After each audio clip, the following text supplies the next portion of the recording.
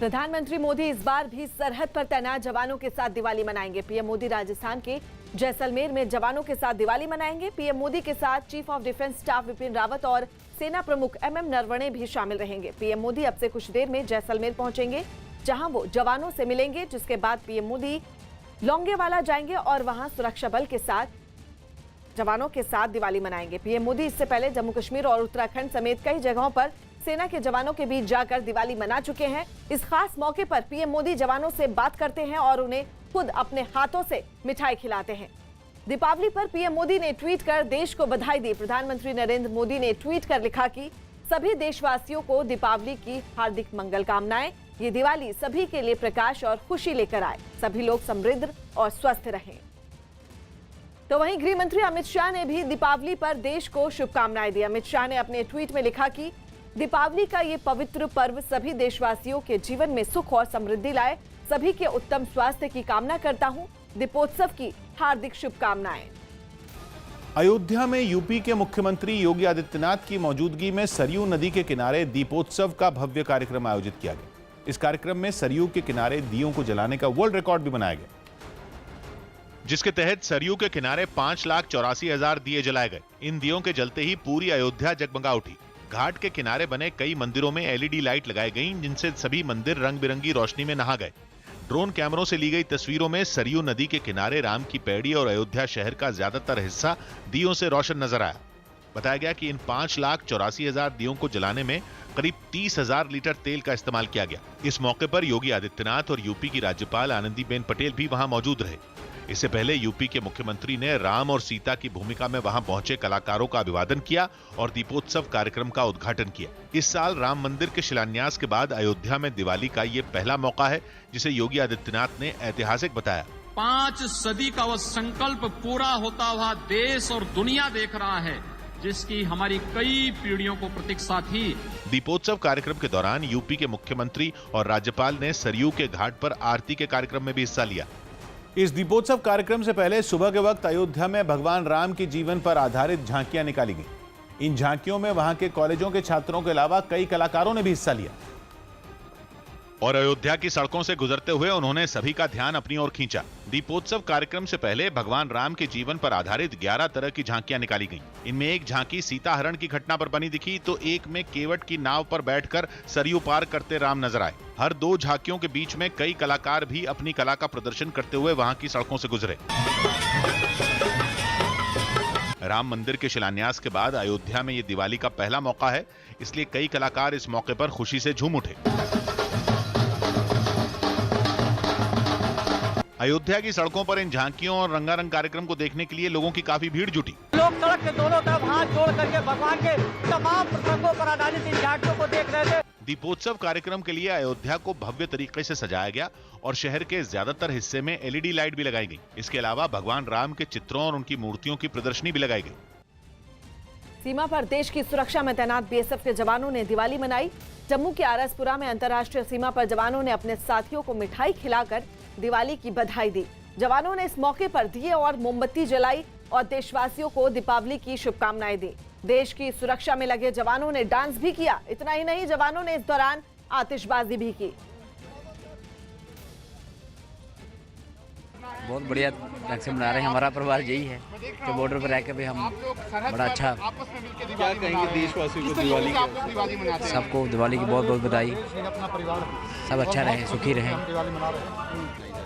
बहुत खुशी से दिवाली मनाई जा रही है और मैं देशवासियों से भी यही अपील करता हूं कि अपने सौहार्द से और बहुत खुशी से इस त्यौहार को मनाएं।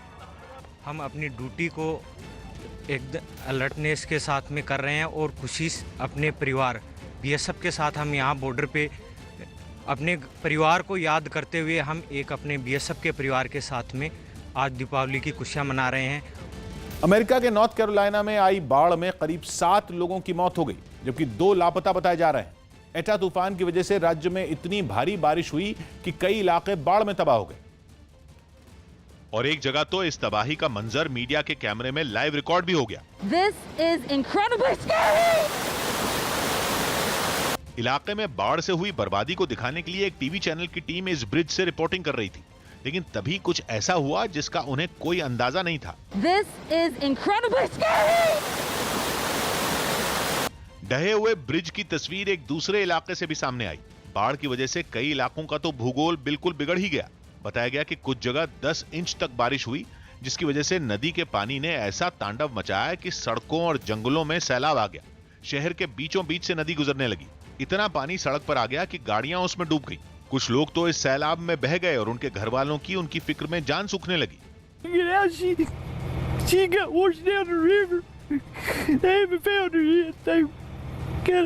बताया गया कि बचाव दल ने राज्य में अलग अलग इलाकों से 150 से भी ज्यादा लोगों को बचाया और लापता लोगों की तलाश अब भी जारी है।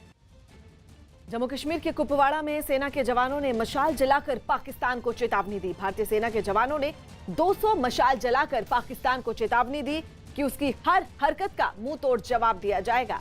भारतीय सेना कुपवाड़ा में अब तक 160 आतंकियों को ढेर कर चुकी है।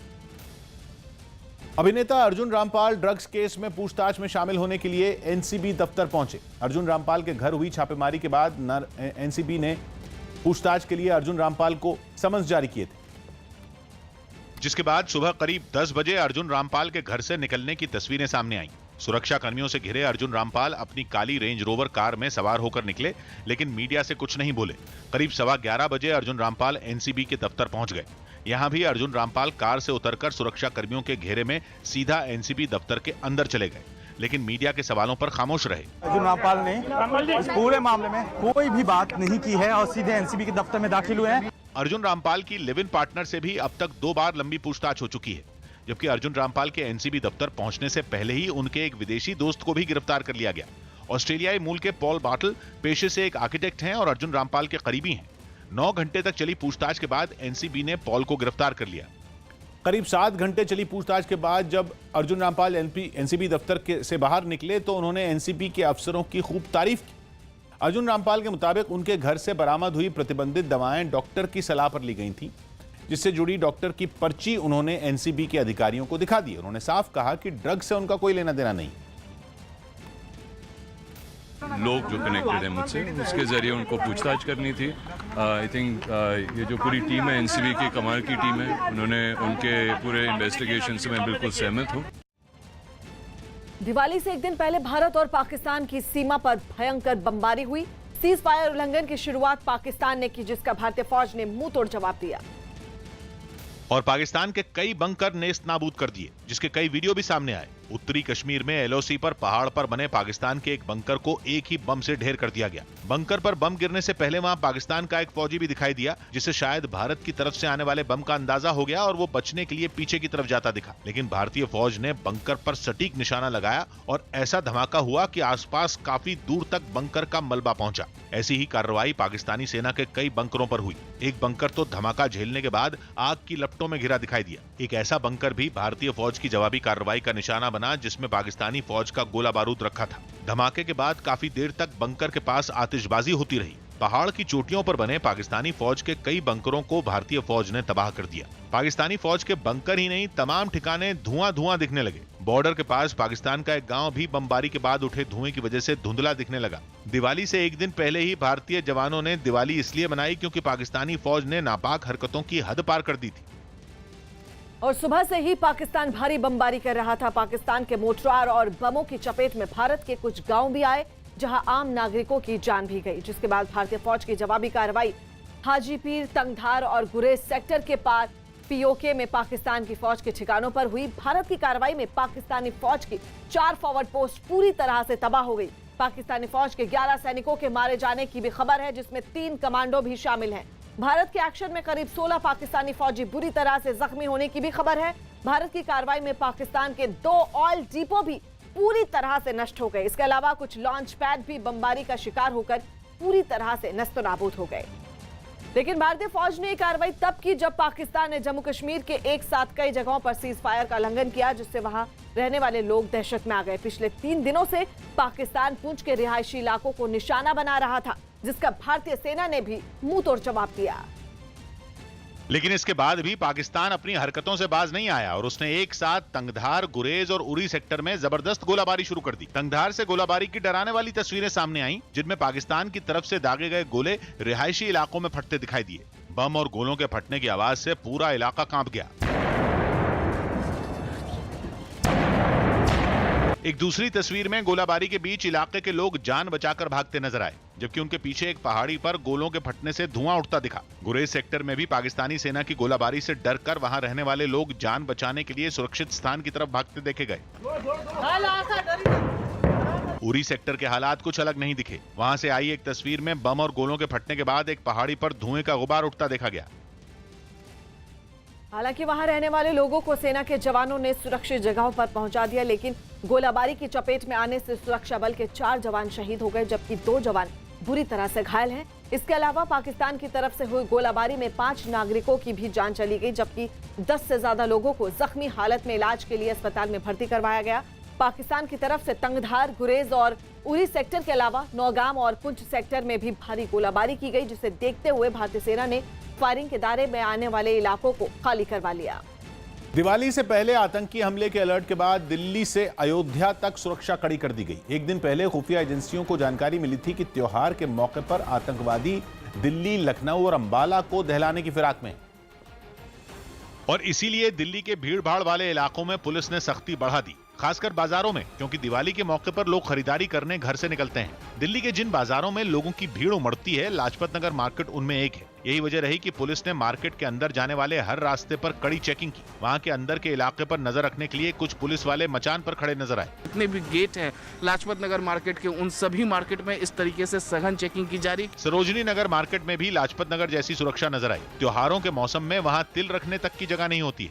हालांकि इस बार कोरोना की वजह से हालात बदले दिखे, लेकिन आतंकी हमले के अलर्ट की वजह से पुलिस वाले चौकन्ने रहे। वहां 100 से ज्यादा सीसीटीवी कैमरे लगाए गए, जिनकी मदद से पुलिस वाले कंट्रोल रूम में बैठकर कोने कोने पर नजर रखते दिखे। ये सीसीटीवी कैमरे लगाए गए हैं सरोजनी नगर मार्केट में, और सरोजनी नगर मार्केट की जो पुलिस है वो यहाँ पर अलर्ट है। वैसे तो एक दिन पहले खुफिया एजेंसियों की ओर से जिन शहरों में हमले की आशंका जताई गई थी, उनमें अयोध्या का नाम नहीं था, लेकिन दीपोत्सव की वजह से वहां भी प्रशासन अलर्ट मोड में नजर आया। आने जाने वाले लोगों की जांच की गई। वहीं राम की पैड़ी इलाके में आम जनता के जाने पर बैन लगा दिया गया। अयोध्या में सुरक्षा के पुख्ता इंतजाम कर दिए गए। राम की पैड़ी को जाने वाले रास्ते को पूरी तरह से ब्लॉक कर दिया गया है। अयोध्या शहर में आने के लिए 13 एंट्री पॉइंट हैं, जहां पर बैरिकेडिंग की गई। साथ ही आतंकी हमले के अलर्ट की वजह से वहां एटीएस भी तैनात की गई। दिल्ली के मुख्यमंत्री अरविंद केजरीवाल आज अपनी कैबिनेट के साथ अक्षरधाम मंदिर में लक्ष्मी पूजन करेंगे। अरविंद केजरीवाल ने आज शाम 7:49 पर अक्षरधाम मंदिर में लक्ष्मी पूजन का कार्यक्रम रखा है। लक्ष्मी पूजन में दिल्ली की जनता को जोड़ने के लिए दीपावली पूजन का पूरा कार्यक्रम ऑनलाइन होगा। अक्षरधाम मंदिर में लक्ष्मी पूजन का लाइव टेलीकास्ट भी किया जाएगा। अमेरिका के कैलिफोर्निया में एक छोटा विमान क्रैश हो गया, जिसमें उसके पायलट की मौत हो गई। यह हादसा विमान का इंजन फेल होने की वजह से हुआ और लैंडिंग से पहले वो एयरपोर्ट के पास बिजली के तारों से टकराकर नीचे गिर गया। विमान के नीचे गिरते ही उसमें भीषण आग लग गई, जिसकी डरा देने वाली लपटों ने आसपास रहने वाले लोगों को खौफ से भर दिया। हादसे वाली जगह से उठने वाले काले धुएं ने भी वहां के लोगों को डराने में कोई कसर बाकी नहीं छोड़ी। जिस जगह पर विमान गिरा, वहां पर कई गाड़ियां खड़ी थी, जिन्हें आग की खतरनाक लपटों ने अपनी चपेट में ले लिया और उन्हें भी जलाकर राख कर दिया। घटना की सूचना मिलते ही फायर ब्रिगेड की कई टीमें तुरंत मौके पर पहुंच गईं और उन्होंने जल्द ही आग बुझा ली। आग बुझने के बाद पुलिस ने हादसे वाली जगह को घेर लिया और वो अपनी छानबीन में जुट गई। इस दौरान मौके पर विमान और गाड़ियों का जला मलबा इधर उधर बिखरा दिखाई दिया। इस घटना में कई मकानों और गोदामों को भी काफी नुकसान पहुंचा। बीजेपी ने 36 राज्यों और केंद्र शासित प्रदेशों के प्रभारियों और सह प्रभारियों की सूची जारी की। पूर्व केंद्रीय मंत्री राधा मोहन सिंह को उत्तर प्रदेश की जिम्मेदारी दी गई। यूपी में 2 साल बाद 2022 में विधानसभा का चुनाव होना है। वहां भूपेंद्र यादव को बिहार विधानसभा चुनाव और गुजरात उपचुनाव में पार्टी के अच्छे प्रदर्शन का इनाम मिला। उन्हें फिर से बिहार और गुजरात का प्रभारी बनाया गया। भूपेंद्र यादव के प्रभारी रहते बीजेपी ने बिहार विधानसभा चुनाव में शानदार प्रदर्शन किया। पार्टी को 74 सीटों पर जीत मिली और वो एनडीए के सबसे बड़े दल के रूप में सामने आई। बीजेपी ने पश्चिम बंगाल में अगले साल होने वाले विधानसभा चुनाव के लिए भी अपनी कमर कस ली है। पार्टी ने मध्य प्रदेश के नेता कैलाश विजयवर्गीय पर भरोसा जताया है और उन्हें फिर से पश्चिम बंगाल का प्रभारी बनाया गया है। केंद्र के बनाए कृषि कानूनों पर किसानों और सरकार के बीच बातचीत बेनतीजा साबित हुई। न्यूज़ 18 के एहतशाम खान की रिपोर्ट है कि दिल्ली के विज्ञान भवन में पंजाब से आए किसान संगठनों और केंद्र सरकार के मंत्रियों के बीच एक बैठक हुई, जिसमें किसानों ने कृषि कानूनों के कुछ प्रावधानों को रद्द करने की मांग की। साथ ही पराली जलाने वाले किसानों पर लगने वाले जुर्माने को भी कम करने का मुद्दा उठाया। मगर दिन भर चली बैठक के बाद भी कोई नतीजा नहीं निकला। किसान संगठनों के मुताबिक वो सरकार के प्रस्ताव पर 18 नवंबर को चंडीगढ़ में होने वाली बैठक में चर्चा करेंगे, जिसके बाद सरकार के साथ अगली बैठक होगी। हालांकि इस बीच किसानों ने 26 नवंबर को दिल्ली में होने वाले बड़े आंदोलन को जारी रखने का ऐलान किया। उनके जो मुद्दे थे उन पर सरकार के विचार और उनके मुद्दों में निश्चित रूप से काफ़ी दूरी थी, लेकिन हम लोगों ने कहा है कि चर्चा ये जारी रहेगी। नीतीश कुमार ने राज्यपाल को अपना इस्तीफा सौंप दिया। बिहार के सीएम नीतीश कुमार ने राज्यपाल फागू सिंह चौहान को अपना इस्तीफा सौंप दिया, जिसके बाद राज्यपाल ने उन्हें नए मंत्रिमंडल के गठन तक इस पद पर बने रहने को कहा। पश्चिम बंगाल में टीएमसी के 10 मुस्लिम पार्षदों ने मंत्री मलय घटक का विरोध किया और अगले विधानसभा चुनाव में आसनसोल उत्तर सीट से किसी मुस्लिम उम्मीदवार को टिकट देने की मांग की। अभी इस सीट से मलय घटक टीएमसी विधायक हैं। दिल्ली के रोहिणी में चोरों ने एक मकान के नीचे से कार चुरा ली, जिसकी तस्वीर वहां लगे सीसीटीवी कैमरे में भी दर्ज हो गई। पाकिस्तान क्रिकेट टीम के मुख्य कोच मिसबाह उल हक के प्रदर्शन की समीक्षा अगले साल भारत में होने वाले T20 वर्ल्ड कप के बाद होगी। हालांकि मिसबाह को 2 साल तक टीम का कोच बनाया गया है। इसी वजह से उन्होंने मुख्य चयनकर्ता का पद भी छोड़ दिया था। लखनऊ में जहरीली शराब पीने से 3 लोगों की मौत होने का दावा किया गया। मध्य प्रदेश के मुख्यमंत्री शिवराज सिंह चौहान परिवार के साथ विदिशा पहुंचे। मुख्यमंत्री शिवराज सिंह चौहान इस दौरान लक्ष्मी पूजन किया और पार्टी कार्यकर्ताओं से मुलाकात की। शिवराज सिंह चौहान ने इस दौरान खेतों में ट्रैक्टर भी चलाए। अपने इस दौरे पर मुख्यमंत्री ने सभी लोगों को दिवाली की बधाई दी और कोरोना से बचाव के नियमों का पालन करने की भी नसीहत दी। अपनी सेना का हौसला बढ़ाने के लिए चीन ने गीदड़ भभकी वाला एक नया वीडियो जारी किया है। ये वीडियो चीन की सेना की 71वीं सालगिरह के मौके पर जारी किया गया, जिसमें दुश्मन के इलाके में घुसकर हमला करने की ताकत दिखाई गई। वीडियो में चीन के सैनिक विमानों से छलांग लगाते नजर आए। ये सैनिक पैराशूट के जरिए जमीन पर उतरे और अपनी पोजीशन संभाल ली। इस दौरान विमानों से भारी हथियार और बख्तरबंद गाड़ियां भी गिराई गई। नीचे उतरते ही इनका इस्तेमाल शुरू हो गया। टैंक और बख्तरबंद गाड़ियों से लैस जवान गोलाबारी करते हुए आगे बढ़ने लगे। अभ्यास में लड़ाकू हेलीकॉप्टर भी शामिल किए गए, जो दुश्मन के ठिकानों पर गोलियां और मिसाइलें दागते नजर आए। आसमान में कई ड्रोन भी उड़ते दिखाई दिए। इन ड्रोन के जरिए भी हमले का अभ्यास किया गया। भारत बांग्लादेश सीमा पर तैनात बीएसएफ के जवानों ने दिवाली के मौके पर बांग्लादेश के जवानों को बधाई दी। दोनों देशों के जवानों ने इस मौके पर एक दूसरे को मिठाई दी और मोमबत्तियां जलाईं। अलग अलग मौके पर दोनों देश के जवान एक दूसरे को मिठाई देते रहते हैं, जिससे दोनों ओर से शांति बनाए रखने में मदद मिलती है। द्विपक्षीय संबंधों को बढ़ाने के लिए सीमा पर भारत और बांग्लादेश के बीच मिठाई का आदान प्रदान एक पुरानी प्रथा है। बीएसएफ और बांग्लादेश के जवान दिवाली, ईद, होली, स्वतंत्रता दिवस और गणतंत्र दिवस जैसे मौकों पर मिठाइयों और शुभकामनाओं का आदान प्रदान करते हैं। गुजरात के सूरत में एक मिठाई की दुकान पर दिवाली के मौके पर बनी सोने की मिठाई ने सबका ध्यान खींचा। इस मिठाई की कीमत 21,000 से 31,000 रुपए तक रखी गई है और इसे सोने के हार के अलग अलग डिजाइन में बनाया गया है। दुकान के डिस्प्ले पर रखी सोने की इस मिठाई को बनाने के लिए 2.5 से 5 ग्राम सोने का इस्तेमाल भी किया गया है और इसके साथ ही इसमें स्टोन भी लगाए गए हैं, जिसकी वजह से सोने के हार वाली इस मिठाई ने ग्राहकों का ध्यान अपनी ओर खींचा, क्योंकि ये देखने में सुंदर होने के साथ साथ खाने में स्वादिष्ट भी है। जिस दुकान पर ये मिठाई बिक रही है, उसकी मालिक के मुताबिक उन्होंने दिवाली के मौके पर यह अनोखी मिठाई लोगों की डिमांड पर बनाई। लास्ट ईयर लोग आए, वो हम गणपति पे हार बनाते हैं, तो उन लोगों ने डिमांड करी कि आप खाने वाला हार क्यों नहीं बनाते, चॉकलेट्स का क्यों बनाते। तो इस बार हमने ऐसा सोचा कि क्यों ना गोल्ड और मिठाई को मिक्स करके हार बनाया जाए।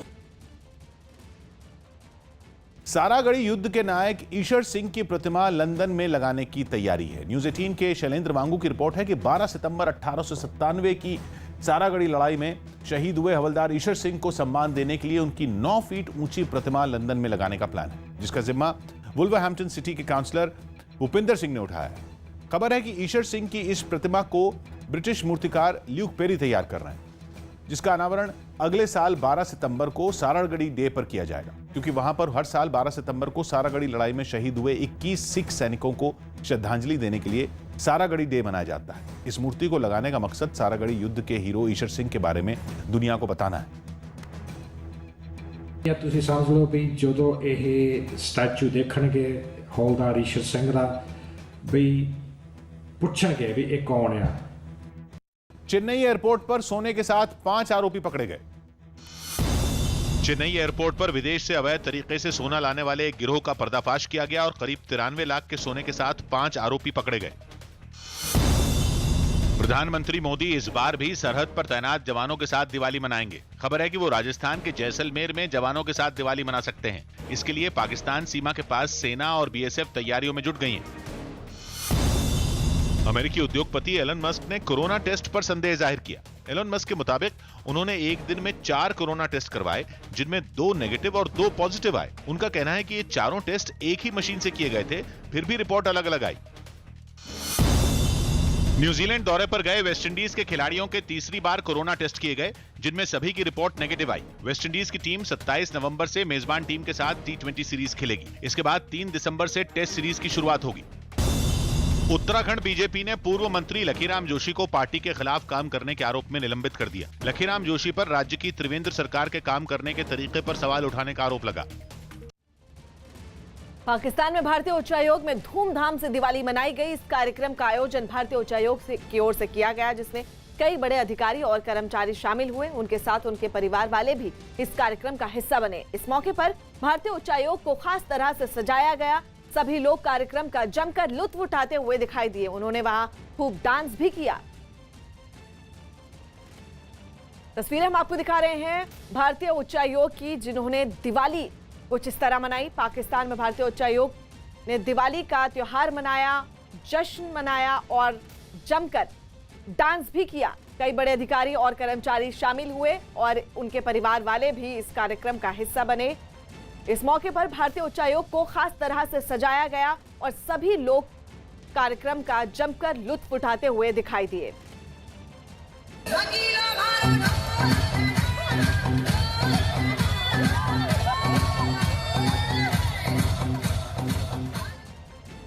नवी मुंबई में राज ठाकरे की पार्टी एमएनएस के कार्यकर्ताओं ने पार्टी का पोस्टर लगाने पर रेस्टोरेंट मालिक की जमकर पिटाई कर दी। मारपीट का एक वीडियो भी सामने आया, जिसमें एमएनएस के कुछ कार्यकर्ता रेस्टोरेंट मालिक के चेहरे पर ताबड़तोड़ थप्पड़ों की बरसात करते दिखे। इस दौरान वहां कई लोग मौजूद दिखे, लेकिन किसी ने भी बीच बचाव की कोशिश नहीं की। ये हमारी शान है। इस घटना से पहले एमएनएस के कार्यकर्ता रेस्टोरेंट के अंदर दाखिल होते दिखाई दिए। कुछ देर में सभी लोग रेस्टोरेंट मालिक को साथ लेकर उस जगह पर पहुंच गए जहां पर एमएनएस का पोस्टर चिपका था। इसके बाद उन्होंने उससे पूछताछ शुरू कर दी। क्या है मालूम है? मालूम होता तो नहीं लगाता। इतना ही नहीं, मारपीट के बाद एमएनएस कार्यकर्ताओं ने रेस्टोरेंट मालिक से उठक बैठक भी करवाई। भूमध्य सागर में लीबिया के पास प्रवासियों से भरी एक नाव पलटने से 74 लोगों की मौत हो गई। बताया गया कि रबर की नाव में करीब 120 लोग सवार थे जो लीबिया से यूरोप जा रहे थे। लेकिन कुछ दूर जाते ही वो नाव हादसे का शिकार हो गई और उसमें सवार लोग समंदर में डूबने लगे। इस हादसे की दिल दहला देने वाली तस्वीरें भी सामने आईं, जिनमें लोग अपनी जान बचाने के लिए जूझते नजर आए। कुछ लोग तो टूटी हुई नाव के मलबे के सहारे तैरते दिखे, जबकि कई दूसरे पानी में हाथ पैर मारते दिखाई दिए। जानकारी मिलने पर बचाव दल का एक जहाज वहां पहुंचा और डूब रहे लोगों को बचाने का काम शुरू किया गया। नाव में कई महिलाएं और बच्चे भी सवार थे, जिनमें कईयों का कोई पता नहीं चला। जो बचा लिए गए उनकी हालत भी बेहद खराब नजर आई। कई रेफ्यूजियों के शव तो लहरों के साथ बहकर समुद्र तट तक पहुंच गए। बाद में बचाए गए लोगों को दोबारा लीबिया में उतार दिया गया। मेक्सिको की राजधानी मेक्सिको सिटी में 7 महीने बाद कुश्ती फिर शुरू हो गई, लेकिन कोरोना काल के बदले माहौल में कुश्ती कराने का तरीका भी बदल गया। वहां महामारी के खतरे को देखते हुए ड्राइव इन कुश्ती का आयोजन किया गया। इसलिए सामने आई तस्वीरों में बंद स्टेडियम में होने वाली कुश्ती की रिंग एक खुले मैदान में लगी नजर आई और सामने कई गाड़ियां खड़ी दिखी। ड्राइव इन कार्यक्रम में शामिल होने के लिए दर्शकों को कार से उतरने की जरूरत नहीं होती। ऐसे में ड्राइव इन कुश्ती देखने पहुंचे लोग अपनी कारों में बैठकर फाइट का मजा लेते नजर आए। आयोजन का तरीका बेशक बदल गया, लेकिन उसकी रौनक बिल्कुल फीकी नहीं पड़ी। रिंग में उतरने से पहले पहलवान दर्शकों से मिले और दर्शकों ने भी कार का हॉर्न बजाकर अपने मनपसंद पहलवान की हौसला अफजाई की। बड़े तो बड़े, बच्चों तक पर कुश्ती का खुमार साफ साफ नजर आया। Nos gusta mucho venir porque es un... जैसे जैसे कुश्ती की गर्मागर्मी बढ़ने लगी, लोग भी जोश से भरने लगे। कोई कार की खिड़कियों पर आ गया तो कुछ उसकी छतों पर बैठ गए। मेक्सिको में फ्री स्टाइल कुश्ती काफी लोकप्रिय है। ऐसे में 7 महीने बाद जब इसका आयोजन किया गया तो लोग भी अच्छी खासी तादाद में वहां पहुंचे, लेकिन फिर भी सबके बीच 2 गज की दूरी बनी रही। ऐसा इसलिए क्योंकि ड्राइव इन कार्यक्रम होने की वजह से लोग अपनी गाड़ियों से नीचे उतरे ही नहीं। जिससे वो वहां पहुंचे दूसरे लोगों के संपर्क में नहीं आए। बिहार में जीत के बाद बीजेपी बंगाल के कई शहरों में जुलूस निकालने पर टीएमसी भड़क गई। बिहार में एनडीए की वापसी के बाद अब बीजेपी की नजर अगले साल होने वाले बंगाल के चुनाव पर है। यही वजह रही कि पार्टी नेताओं ने बिहार में मिली जीत की खुशी में बंगाल के कई शहरों में विजय जुलूस निकाले। इन शहरों में उत्तर 24 परगना भी शामिल है, जहां बीजेपी कार्यकर्ता बैंड बाजे के साथ सड़कों पर उतरे, जबकि कोलकाता में पार्टी कार्यकर्ताओं ने नारे लगाते हुए जुलूस निकाले। इन नारों के जरिए बीजेपी ने टीएमसी को चुनाव के लिए ललकारा और ये संदेश दिया कि वो बंगाल में बिहार से बड़ी जीत हासिल करेगी। बिहार तो बच जाती है, बाकी है। बीजेपी ने जैसे ही ये जुलूस निकाला, टीएमसी की त्योरियां चढ़ गईं और उसने इस बात को नकार दिया कि बिहार के नतीजों का बंगाल पर असर होगा।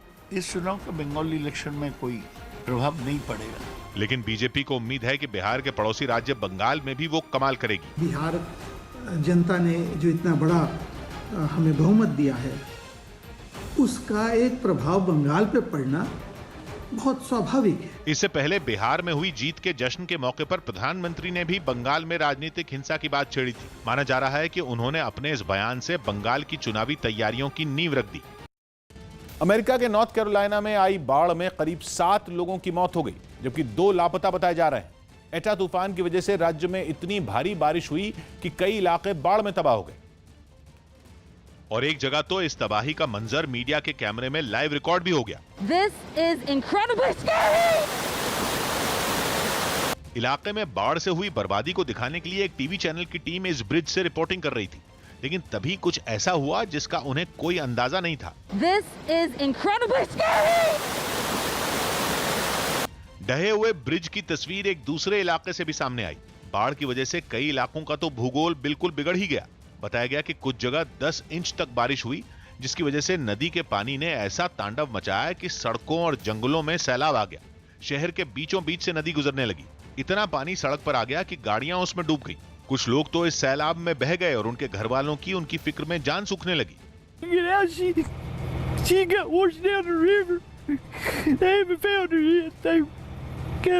बताया गया कि बचाव दल ने राज्य में अलग अलग इलाकों से 150 से भी ज्यादा लोगों को बचाया और लापता लोगों की तलाश अब भी जारी है।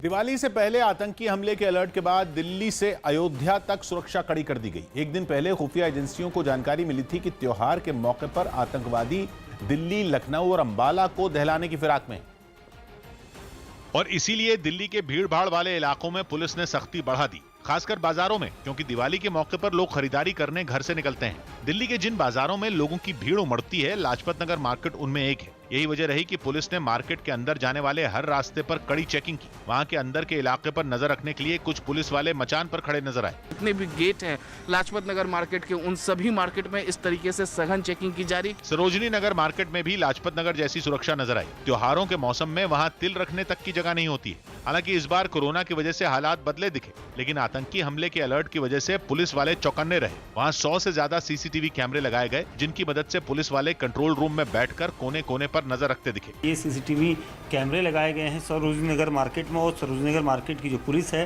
वो यहाँ पर अलर्ट है। वैसे तो एक दिन पहले खुफिया एजेंसियों की ओर से जिन शहरों में हमले की आशंका जताई गई थी, उनमें अयोध्या का नाम नहीं था, लेकिन दीपोत्सव की वजह से वहां भी प्रशासन अलर्ट मोड में नजर आया। आने जाने वाले लोगों की जांच की गई। वहीं राम की पैड़ी इलाके में आम जनता के जाने पर बैन लगा दिया गया। अयोध्या में सुरक्षा के पुख्ता इंतजाम कर दिए गए। राम की पैड़ी को जाने वाले रास्ते को पूरी तरह से ब्लॉक कर दिया गया है। अयोध्या शहर में आने के लिए 13 एंट्री पॉइंट हैं, जहां पर बैरिकेडिंग की गई। साथ ही आतंकी हमले के अलर्ट की वजह से वहां एटीएस भी तैनात की गई। सारागढ़ी युद्ध के नायक ईशर सिंह की प्रतिमा लंदन में लगाने की तैयारी है। न्यूज़ 18 के शैलेंद्र वांगू की रिपोर्ट है कि 12 सितंबर 1897 की सारागढ़ी लड़ाई में शहीद हुए हवलदार ईशर सिंह को सम्मान देने के लिए उनकी 9 फीट ऊंची प्रतिमा लंदन में लगाने का प्लान है, जिसका जिम्मा वुल्वरहैम्पटन सिटी के काउंसलर भूपिंदर सिंह ने उठाया है।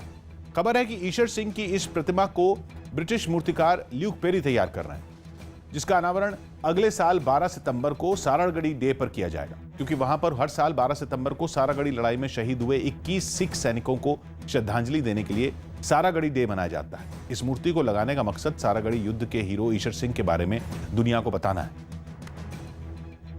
या ਤੁਸੀਂ ਸਮਝ ਲਓ ਵੀ ਜਦੋਂ ਇਹ ਸਟੈਚੂ ਦੇਖਣਗੇ ਹੌਲਦਾਰ ਈਸ਼ਰ ਸਿੰਘ ਦਾ भी पुछणगे भी ये कौन है।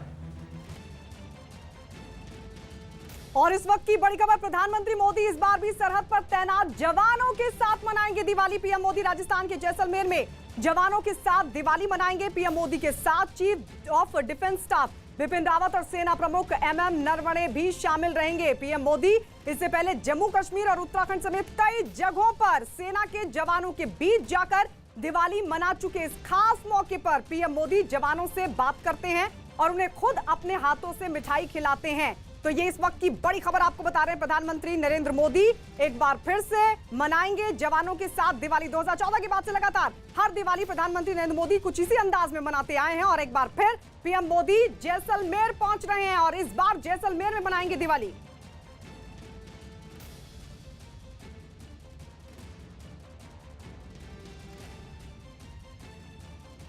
और इस वक्त हमारे साथ हमारे दो सहयोगी जुड़ चुके हैं। हमारे साथ जयपुर से भवानी सिंह हैं और हमारे वरिष्ठ सहयोगी अमिताभ सिन्हा भी हमारे साथ जुड़ चुके हैं। अमिताभ सिन्हा जी, सबसे पहले आपके पास आते हुए, यानी इस बार की दिवाली भी जवानों के साथ प्रधानमंत्री नरेंद्र मोदी की, लेकिन इस बार जैसलमेर पहुंच रहे हैं।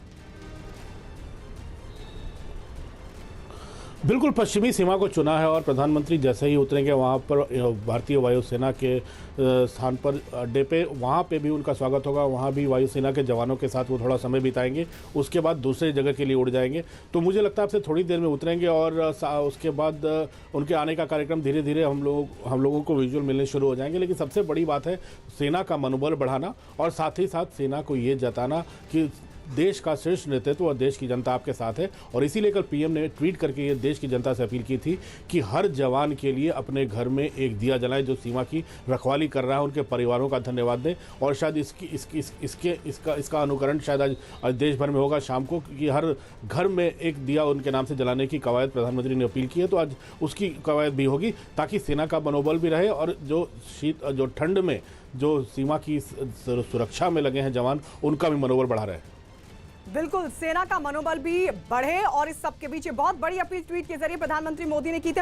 भवानी की तरफ रुख कर लेते क्योंकि जैसलमेर प्रधानमंत्री मोदी पहुंच रहे हैं। भवानी, क्या जानकारी आपके पास, कितनी देर में वहां पर पहुंचे हैं और किस तरीके की तैयारियां? देखिए, कुछ ही देर में प्रधानमंत्री लैंड करने वाले हैं जैसलमेर के अंदर और तैयारियां पूरी कर ली गई है। और वायुसेना स्टेशन है, उसके पास में एक स्कूल कैंपस है जहां पर तैयारी की गई है, जहां पर सेना के जवानों से मिलेंगे, अफसरों से मिलेंगे। उनके पास साथ में CDS विपिन रावत आ रहे हैं, थल सेना अध्यक्ष आ रहे हैं वहाँ पर। तो वहाँ पर उसके बाद में फिर ये एक बड़ा कार्यक्रम है जहाँ पर जवानों से मिलेंगे और वहीं दिवाली मनाएंगे। उसके बाद में प्रधानमंत्री का कार्यक्रम है कि फॉरवर्ड पोस्ट जाएंगे लोंगावाला। लोंगावाला को चुना है। लोंगावाला इसलिए अहम है कि 1971 के युद्ध के अंदर यहीं पर पाकिस्तान को सबसे करारी शिकस्त दी थी मेजर चांदपुरी के नेतृत्व में। तो वहाँ पर फॉरवर्ड पोस्ट पे जाकर वहाँ जवानों से वहाँ पर ही मिलेंगे। वहाँ एक कैंप के अंदर जाएंगे प्रधानमंत्री और वहाँ कैंप में जवानों से मिलेंगे, क्योंकि भौगोलिक रूप से भी जैसलमेर बॉर्डर है, काफ़ी मायने रखता है। जितनी चुनौतियाँ आप मानिए कि ईस्टर्न बॉर्डर पर लद्दाख में, वैसी चुनौतियाँ यहाँ पर अलग तरीके की है जो जैसलमेर के अंदर डेजर्ट के अंदर है। तो वहाँ जवानों से मिलेंगे किस तरीके से गर्मी के अंदर, ठंड के अंदर जवान सीमा पर डटे रहते हैं। लगातार अपडेट के लिए लोंगेवाला पोस्ट भवानी बता रहे हैं और ये बहुत महत्वपूर्ण पोस्ट है, इसके बारे में भी हम लगातार समझने की कोशिश करेंगे। लेकिन इस सबके बीच आपको बता दें प्रधानमंत्री नरेंद्र मोदी की तरफ से क्या ट्वीट किया गया है। दिवाली पर पीएम मोदी ने ट्वीट किया है और देश को दी है बधाई। प्रधानमंत्री नरेंद्र मोदी की तरफ से ट्वीट किया गया, उन्होंने लिखा, सभी देशवासियों को दीपावली की हार्दिक मंगल कामनाएं। ये दिवाली सभी के लिए प्रकाश और खुशी लेकर आए, सभी लोग समृद्ध और स्वस्थ रहें। इस तरह का ट्वीट प्रधानमंत्री नरेंद्र मोदी की तरफ से किया गया। दिवाली के आज मौके पर प्रधानमंत्री नरेंद्र मोदी ने ट्वीट करते हुए लिखा कि सभी लोग समृद्ध और स्वस्थ रहें। तो दिवाली पर शुभकामनाएं दी हैं प्रधानमंत्री नरेंद्र मोदी ने। शुभकामनाएं देते हुए ये कहा है कि दिवाली सभी के लिए प्रकाश और खुशी लेकर आए, सभी लोग समृद्ध और स्वस्थ रहें। और इस बीच गृह मंत्री अमित शाह ने भी दिवाली पर दी है देश को शुभकामनाएं। अमित शाह ने अपने ट्वीट में क्या लिखा है, आइए एक बार वो भी आपको बता देते हैं। अमित शाह की तरफ से जो ट्वीट किया गया है उसमें उन्होंने लिखा है, दिवाली का ये पवित्र पर्व सभी देशवासियों के जीवन में सुख और समृद्धि लाए, सभी के उत्तम स्वास्थ्य की कामना करता हूं, दीपोत्सव की हार्दिक शुभकामनाएं। मेक्सिको की राजधानी मेक्सिको सिटी में 7 महीने बाद कुश्ती फिर शुरू हो गई, लेकिन कोरोना काल के बदले माहौल में कुश्ती कराने का तरीका भी बदल गया। वहां महामारी के खतरे को देखते हुए ड्राइव इन कुश्ती का आयोजन किया गया। इसलिए सामने आई तस्वीरों में बंद स्टेडियम में होने वाली कुश्ती की रिंग एक खुले मैदान में लगी नजर आई और सामने कई गाड़ियां खड़ी दिखी। ड्राइव इन कार्यक्रम में शामिल होने के लिए दर्शकों को कार से उतरने की जरूरत नहीं होती। ऐसे में ड्राइव इन कुश्ती देखने पहुंचे लोग अपनी कारों में बैठकर फाइट का मजा लेते नजर आए। आयोजन का तरीका बेशक बदल गया, लेकिन उसकी रौनक बिल्कुल फीकी नहीं पड़ी। रिंग में उतरने से पहले पहलवान दर्शकों से मिले और दर्शकों ने भी कार का हॉर्न बजाकर अपने मनपसंद पहलवान की हौसला अफजाई की।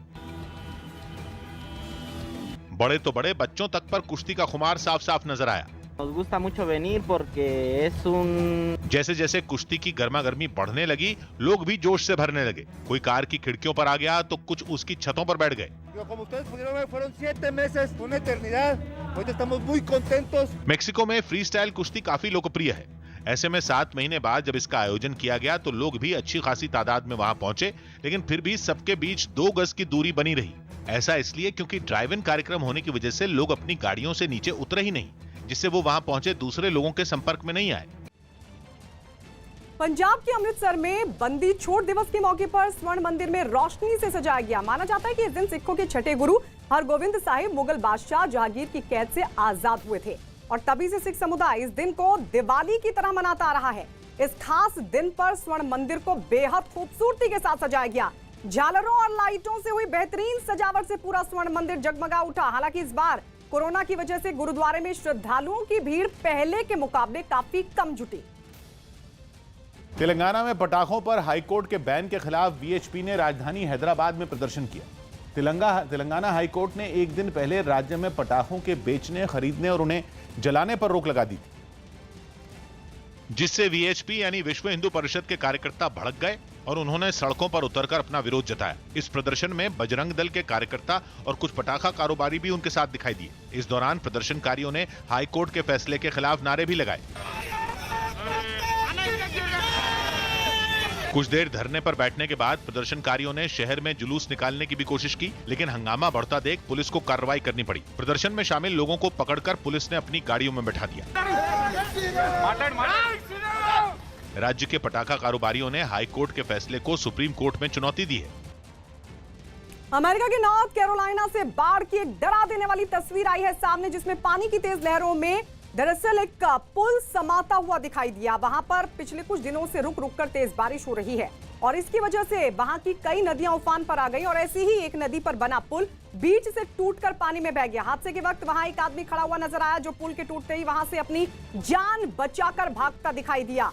पुल टूटने की वजह से कई लोग उसके दोनों तरफ फंस गए। इस हादसे के बाद वहां रहने वाले लोगों का दूसरे इलाकों से संपर्क टूट गया। नदी के किनारे कई मकान भी बाढ़ के पानी में डूबे दिखाई दिए। कुदरत के इस कहर की वजह से वहां के लोगों के सामने अब खाने पीने का संकट पैदा हो गया।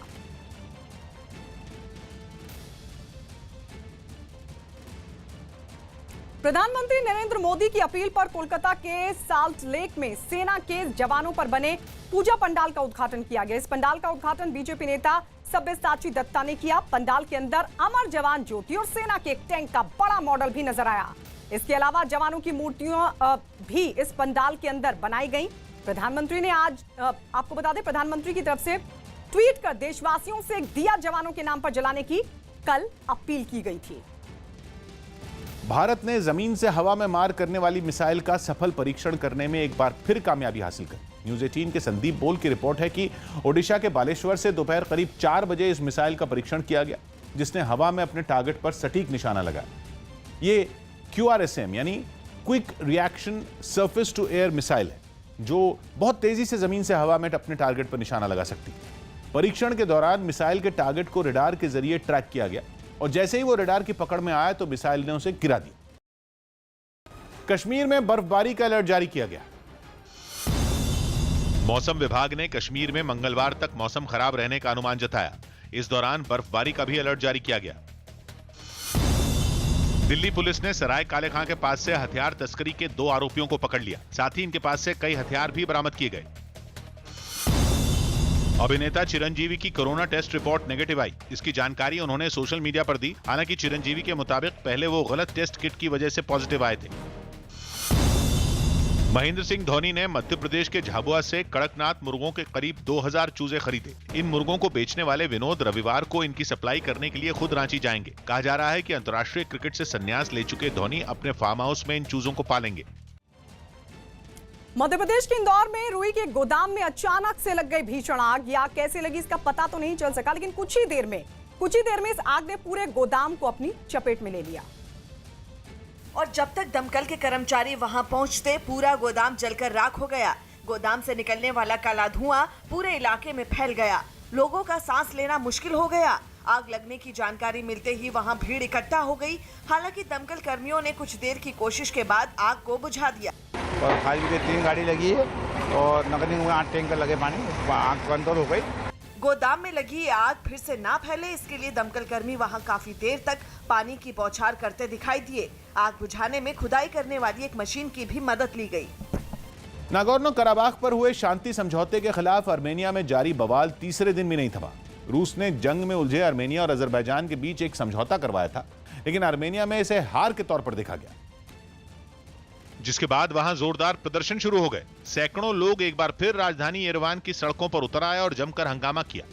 प्रदर्शनकारियों ने एक सरकारी दफ्तर के अंदर घुसने की कोशिश की, हालांकि वहां तैनात पुलिस वालों ने उन्हें रोक दिया। पुलिस वालों की इस कार्रवाई से लोगों का गुस्सा और भड़क गया, जिसके बाद भीड़ और पुलिस के बीच धक्का मुक्की शुरू हो गई।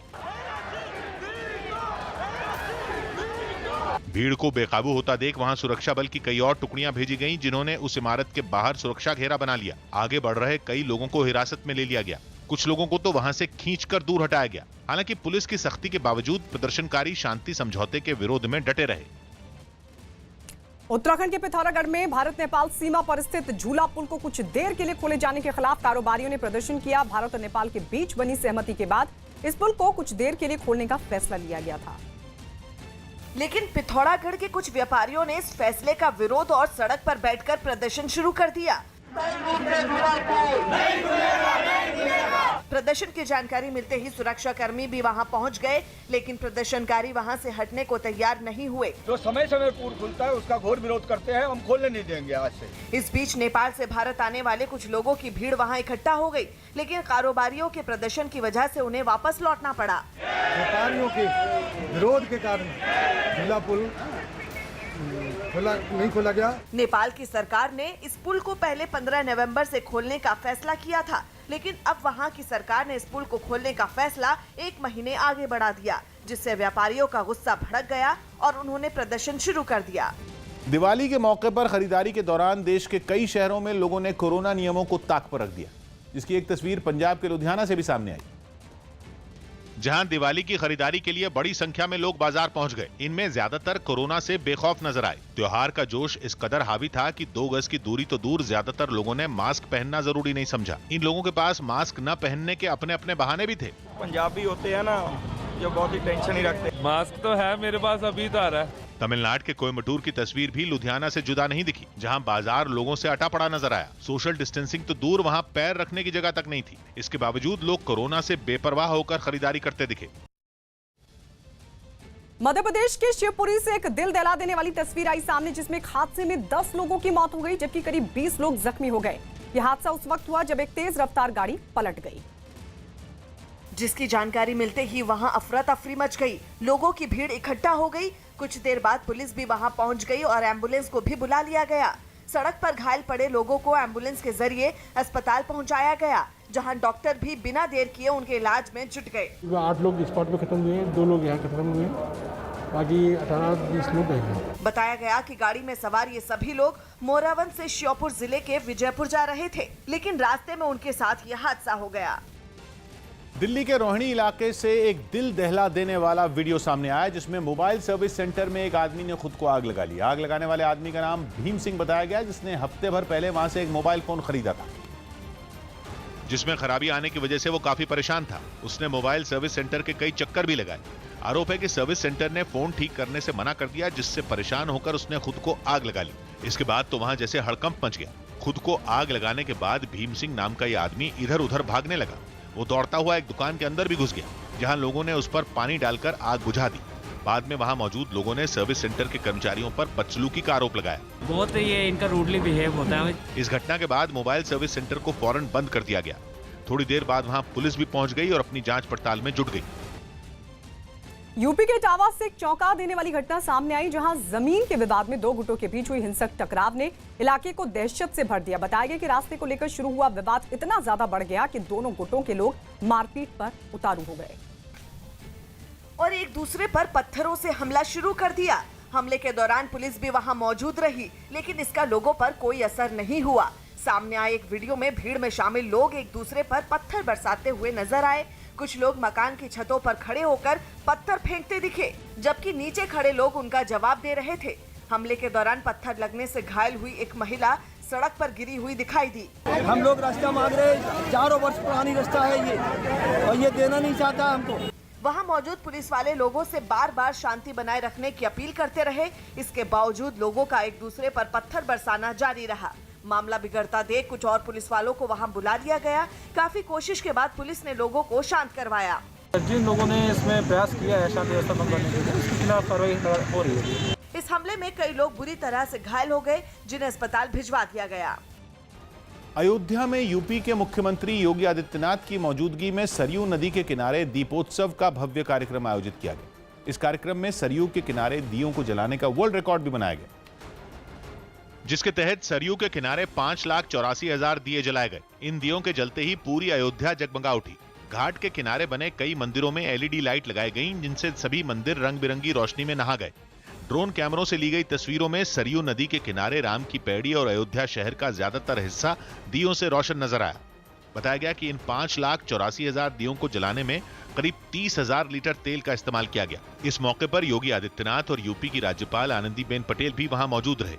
इससे पहले यूपी के मुख्यमंत्री ने राम और सीता की भूमिका में वहां पहुंचे कलाकारों का अभिवादन किया और दीपोत्सव कार्यक्रम का उद्घाटन किया। इस साल राम मंदिर के शिलान्यास के बाद अयोध्या में दिवाली का ये पहला मौका है, जिसे योगी आदित्यनाथ ने ऐतिहासिक बताया। 5 सदी का वह संकल्प पूरा होता हुआ देश और दुनिया देख रहा है, जिसकी हमारी कई पीढ़ियों को प्रतीक्षा थी। दीपोत्सव कार्यक्रम के दौरान यूपी के मुख्यमंत्री और राज्यपाल ने सरयू के घाट पर आरती के कार्यक्रम में भी हिस्सा लिया।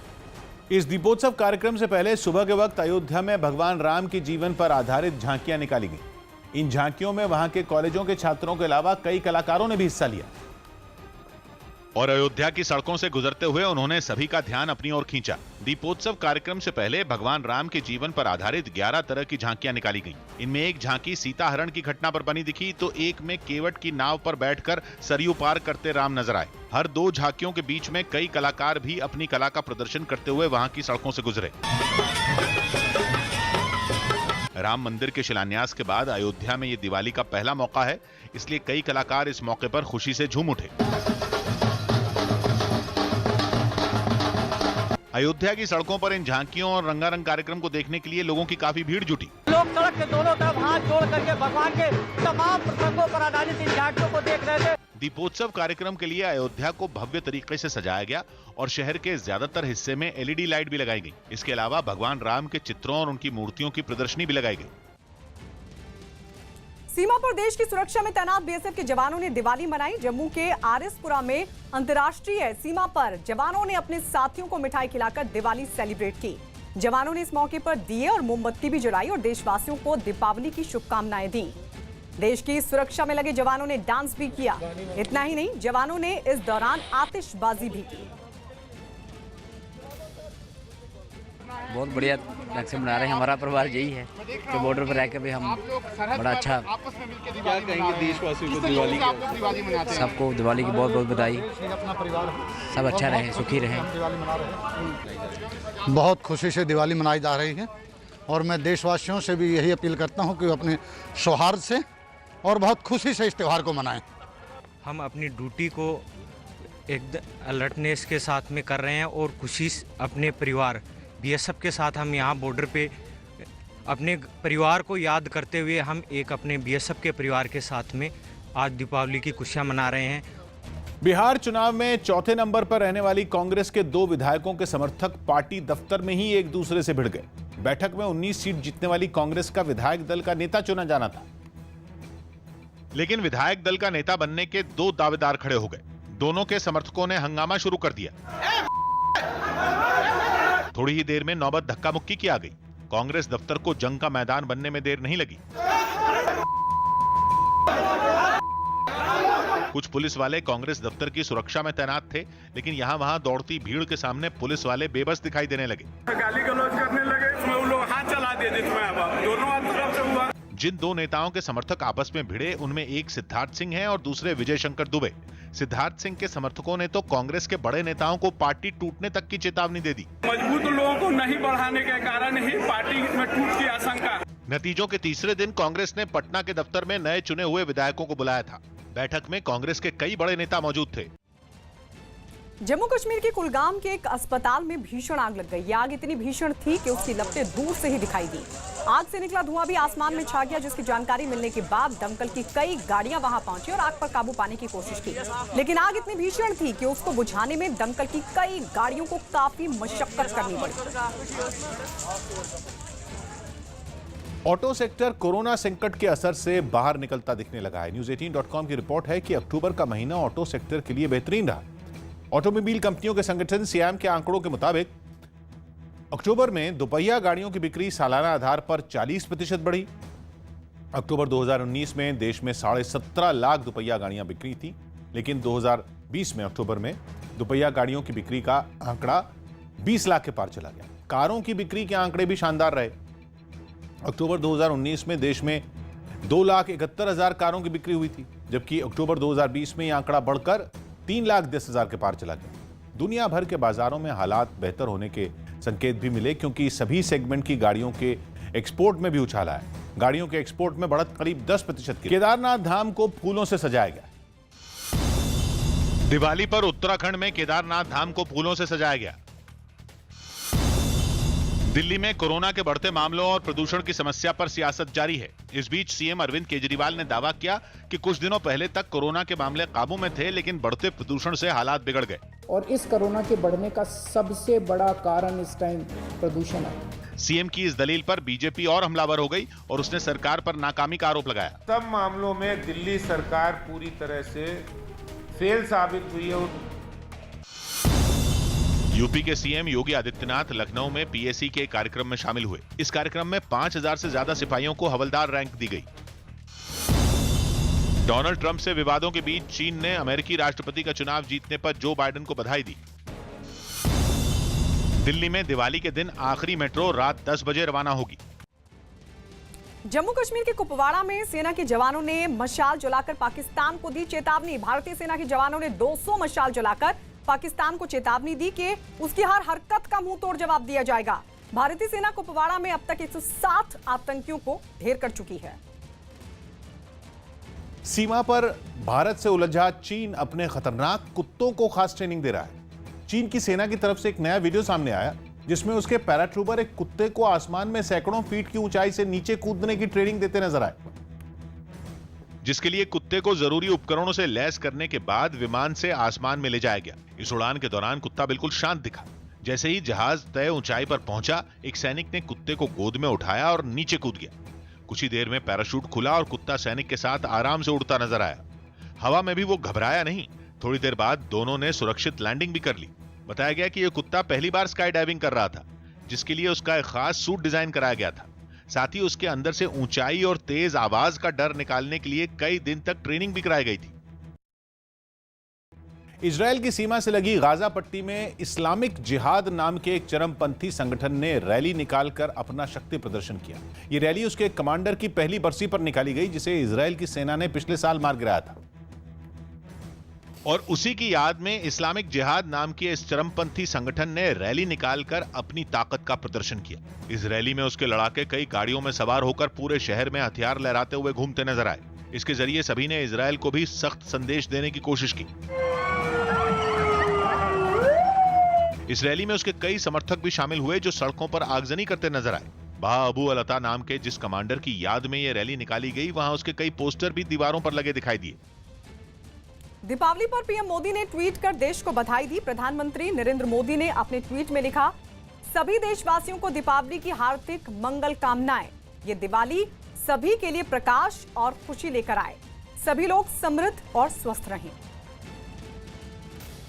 गृहमंत्री अमित शाह ने भी दीपावली पर देश को शुभकामनाएं दी और अमित शाह ने अपने ट्वीट में क्या लिखा, आइए आपको दिखाते हैं। उन्होंने लिखा, दीपावली का ये पवित्र पर्व सभी देशवासियों के जीवन में सुख और समृद्धि लाए। सभी के उत्तम स्वास्थ्य की कामना करता हूं। दीपोत्सव की हार्दिक शुभकामनाएं। दिल्ली के मुख्यमंत्री से लगी गाजा पट्टी में इस्लामिक जिहाद नाम के एक चरमपंथी संगठन ने रैली निकालकर अपना शक्ति प्रदर्शन किया। ये रैली उसके कमांडर की पहली बरसी पर निकाली गई, जिसे इजरायल की सेना ने पिछले साल मार गिराया था। और उसी की याद में इस्लामिक जिहाद नाम के इस चरमपंथी संगठन ने रैली निकालकर अपनी ताकत का प्रदर्शन किया। इस रैली में उसके लड़ाके कई गाड़ियों में सवार होकर पूरे शहर में हथियार लहराते हुए घूमते नजर आए। इसके जरिए सभी ने इजरायल को भी सख्त संदेश देने की कोशिश की। इस रैली में उसके कई समर्थक भी शामिल हुए, जो सड़कों पर आगजनी करते नजर आए। बाह अबू अल-अता नाम के जिस कमांडर की याद में यह रैली निकाली गई, वहां उसके कई पोस्टर भी दीवारों पर लगे दिखाई दिए। दिल्ली के मुख्यमंत्री अरविंद केजरीवाल आज अपनी कैबिनेट के साथ अक्षरधाम मंदिर में लक्ष्मी पूजन करेंगे। अरविंद केजरीवाल ने आज शाम 7:39 पर अक्षरधाम मंदिर में लक्ष्मी पूजन का कार्यक्रम रखा है। लक्ष्मी पूजन में दिल्ली की जनता को जोड़ने के लिए दीपावली पूजन का पूरा कार्यक्रम ऑनलाइन होगा। अक्षरधाम मंदिर में लक्ष्मी पूजन का लाइव टेलीकास्ट भी किया जाएगा। दिवाली के मौके पर इस बार देश के कई शहरों में लोगों ने चीन के सामान से दूरी बना ली। उनमें कोलकाता भी शामिल रहा। हालांकि बाजार में हर साल की तरह चीन की झालर और सजावट के सामान मौजूद हैं। लेकिन सीमा पर जारी तनाव का असर दिवाली की खरीदारी पर भी देखने को मिला। दुकानदारों से कई लोग भारतीय सामान पूछकर ही खरीदारी करते दिखाई दिए। हमारा त्योहार है, भारतीय त्योहार है, तो हम क्यों चाइना का सामान लेंगे। बाजार में चीन की झालरों के साथ ही भारतीय दिए भी खूब नजर आए। अलग अलग आकार के दियों की मांग बढ़ने से दुकानदारों के चेहरे खिल गए। कुछ दुकानदारों ने तो चीनी सामान का पूरी तरह बहिष्कार करने की भी मांग की। अगर चाइनीज प्रोडक्ट्स आना बंद होगा तभी इंडियन मार्केट ग्रो करेगा। हालांकि कोरोना संकट के बावजूद दिवाली के मौके पर बाजार में काफी भीड़ भी देखी गई। यूपी के मुख्यमंत्री योगी आदित्यनाथ ने अयोध्या में हनुमानगढ़ी में जाकर दर्शन किए। अयोध्या में, और ये देखिए सीधी तस्वीरें हम आपको दिखा रहे हैं। मुख्यमंत्री योगी आदित्यनाथ पहुंचे हनुमानगढ़ी, जहां उन्होंने दर्शन किए हैं। तो दीपावली के मौके पर हनुमानगढ़ी पहुंचे हैं। अयोध्या का हनुमानगढ़ी जहां पहुंचे हैं मुख्यमंत्री योगी आदित्यनाथ। तो कल जिस तरीके से एक अद्भुत नजारा, जब अयोध्या लाखों दियों के साथ जगमगाती नजर आई, तमाम जो घाट थे वो दियों से जगमगा रहे थे। तो इस सब के बीच मुख्यमंत्री भी पहुंचे थे योगी आदित्यनाथ, और अब ये हनुमानगढ़ी की तस्वीरें हम आपको दिखा रहे हैं। पूजा अर्चना करते हुए मुख्यमंत्री योगी आदित्यनाथ।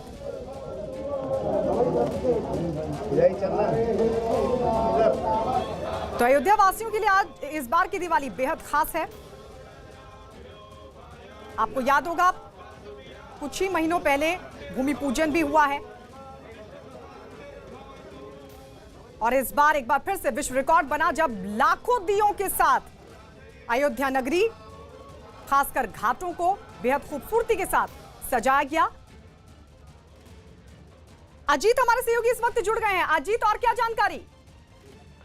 देखिए, बिल्कुल कल 6,01,000 दिए जलाकर विश्व रिकॉर्ड बनाया गया। तो ही अब मुख्यमंत्री योगी आदित्यनाथ यहाँ पर रुके हुए हैं। सुबह सुबह वो कारसेवकपुरम गए थे और अब हनुमानगढ़ी पहुंचे हैं। चूंकि आज हनुमान जयंती होती है, वहाँ कार्यक्रम मनाया जाता है हनुमानगढ़ी में, तो वहाँ पहुंचे हैं। और भगवान चूंकि बजरंगबली जो बहुत बड़े साधक हैं योगी आदित्यनाथ, तो पूजा पाठ करेंगे। और पूजा पाठ करने के बाद ट्रस्ट के मेंबरों से कारसेवकपुरम में मुलाकात कर राम की पड़ी का एक बार निरीक्षण करेंगे, और वापस 9:30 बजे वो गोरखपुर के लिए चले जाएंगे। और आज वहाँ बनटांगिया समाज के लोगों के बीच, जो गरीब तबके के लोग हैं, उनके साथ वो दीपावली मनाएंगे।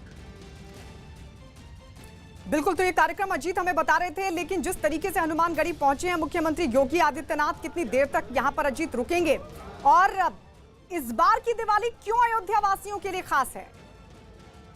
देखिए, बिल्कुल गायत्री, इस बार की दिवाली अयोध्या वालों के लिए खास है क्योंकि कई सारे विश्व रिकॉर्ड बनाए। और इसके साथ ही जिस तरह आपने देखा कि अयोध्या के हर घर, हर मठ, हर मंदिर, हर घाट पर दिए जले, और जिनके पास दिए नहीं थे या गरीब तबके के लोग थे, उनको प्रशासन ने दिए और तेल दोनों वितरित किए हैं। इसके साथ ही 2,500 करोड़ रुपए अयोध्या को दिए गए हैं।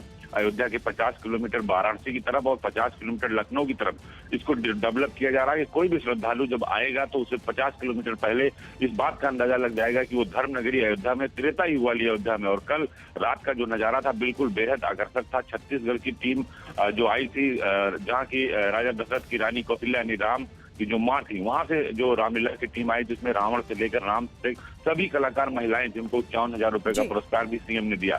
तो इसलिए अयोध्या के लिए विकास की तर्ज पर और धार्मिक नगरी के तौर पर दोनों तरह से अयोध्या के लिए कल बेहद खास दिन था और हर साल अपना रिकॉर्ड सरकार तोड़ रही है। पिछली बार 4.5 लाख, इस बार 6 लाख। अब अगली बार सीएम ने कहा कि इस रिकॉर्ड को हम और बड़ा करेंगे। कैसे?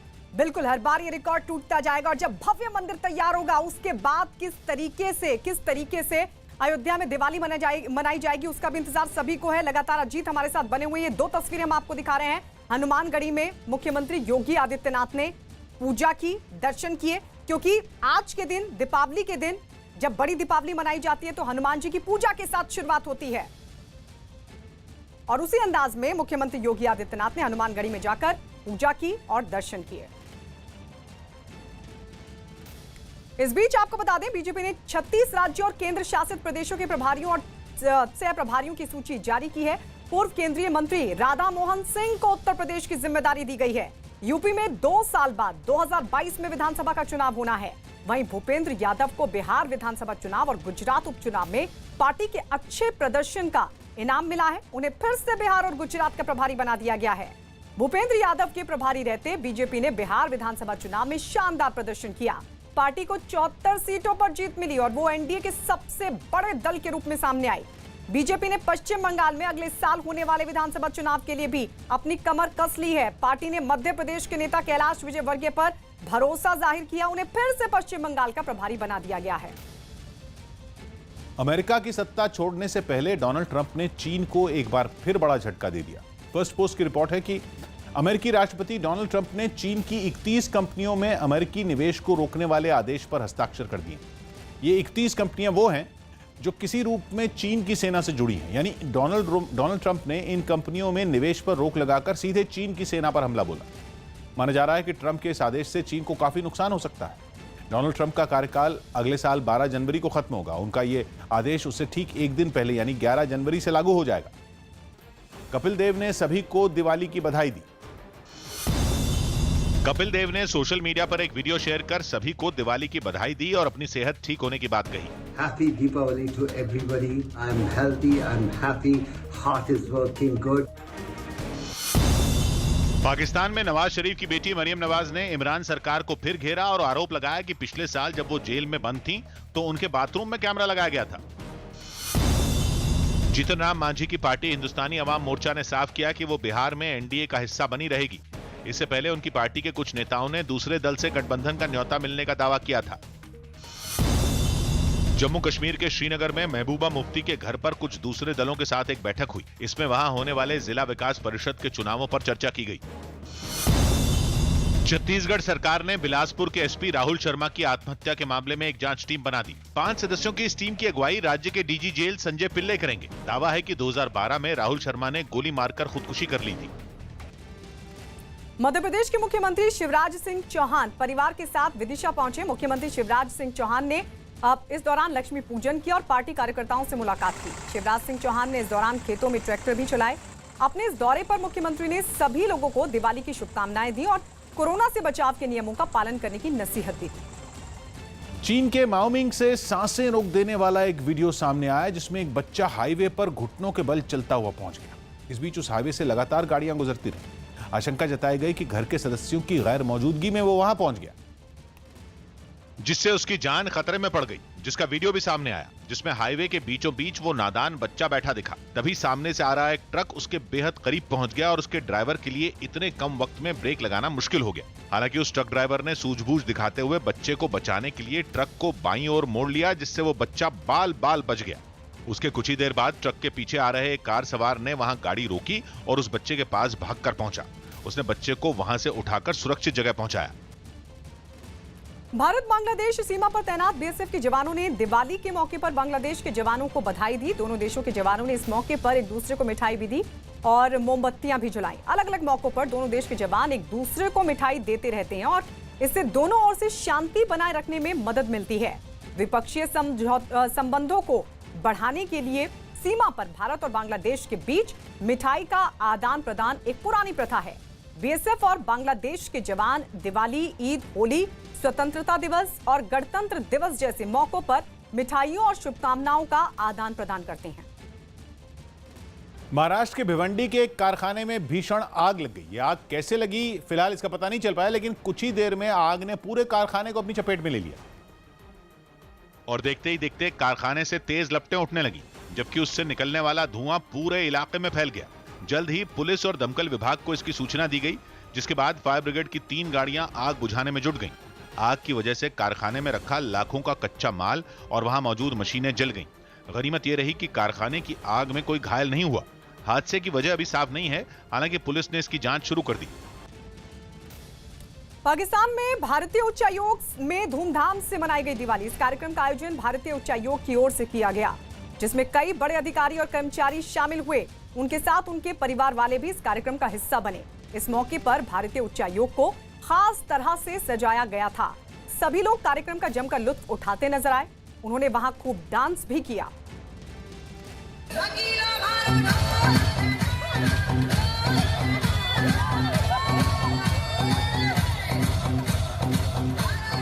बिहार में जीत के बाद बीजेपी बंगाल के कई शहरों में जुलूस निकालने पर टीएमसी भड़क गई। बिहार में एनडीए की वापसी के बाद अब बीजेपी की नजर अगले साल होने वाले बंगाल के चुनाव पर है।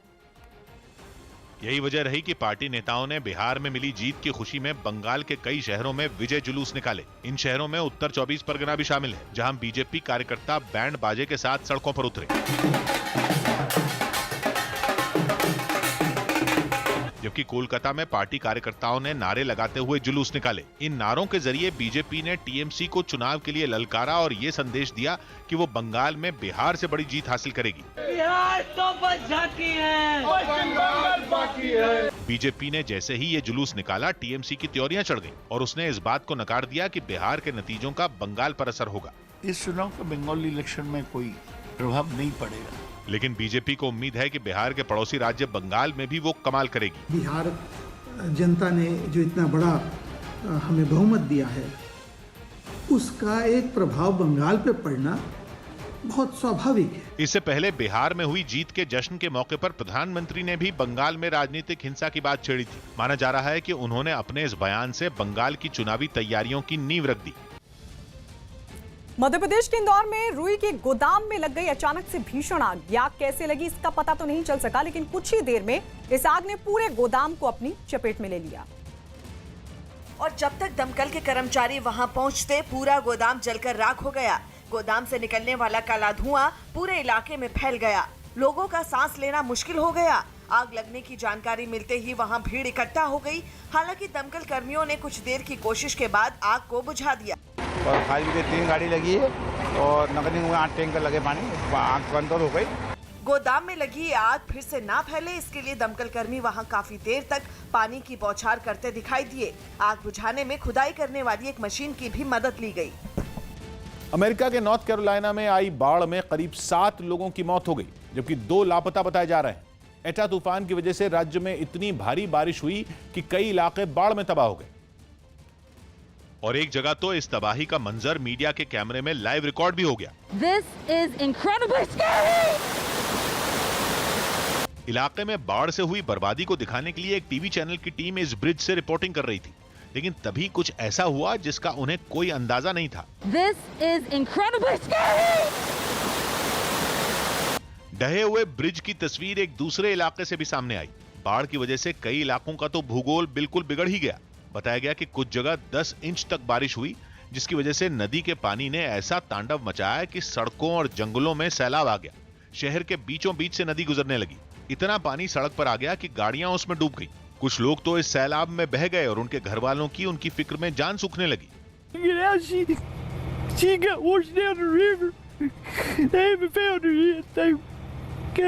बताया गया कि बचाव दल ने राज्य में अलग अलग इलाकों से 150 से भी ज्यादा लोगों को बचाया और लापता लोगों की तलाश अब भी जारी है। उत्तराखंड के पिथौरागढ़ में भारत नेपाल सीमा पर स्थित झूला पुल को कुछ देर के लिए खोले जाने के खिलाफ कारोबारियों ने प्रदर्शन किया। भारत और नेपाल के बीच बनी सहमति के बाद इस पुल को कुछ देर के लिए खोलने का फैसला लिया गया था, लेकिन पिथौरागढ़ के कुछ व्यापारियों ने इस फैसले का विरोध और सड़क पर बैठकर प्रदर्शन शुरू कर दिया। प्रदर्शन की जानकारी मिलते ही सुरक्षा कर्मी भी वहां पहुंच गए, लेकिन प्रदर्शनकारी वहां से हटने को तैयार नहीं हुए। जो समय समय पूल खुलता है उसका घोर विरोध करते हैं, हम खोलने नहीं देंगे आज से। इस बीच नेपाल से भारत आने वाले कुछ लोगों की भीड़ वहां इकट्ठा हो गई, लेकिन कारोबारियों के प्रदर्शन की वजह से उन्हें वापस लौटना पड़ा। व्यापारियों के विरोध के कारण झूला पुल नहीं खोला गया। नेपाल की सरकार ने इस पुल को पहले 15 नवंबर से खोलने का फैसला किया था, लेकिन अब वहां की सरकार ने इस पुल को खोलने का फैसला 1 महीने आगे बढ़ा दिया, जिससे व्यापारियों का गुस्सा भड़क गया और उन्होंने प्रदर्शन शुरू कर दिया। त्योहारों पर मिठाइयों में होने वाली मिलावट को रोकने के लिए एमपी के हरदा में प्रशासन की एक टीम ने मिठाइयों की कई दुकान पर छापा मारा। मिलावट करने वालों के खिलाफ चलाए जा रहे इस अभियान से उनमें अफरा तफरी मच गई, क्योंकि प्रशासन के कई अधिकारी अपनी टीम के साथ एक एक कर मिठाइयों और मावे की कई दुकानों पर पहुंचे, जहां उन्होंने दुकानदारों से बारीकी से पूछताछ की। मिठाई की एक दुकान पर खुद एसडीएम मिठाइयों के डब्बों की जांच करते नजर आए। मावा बनाने वाली एक दुकान पर पहुंची टीम ने वहां से उसके सैंपल भी जांच के लिए इकट्ठा किए।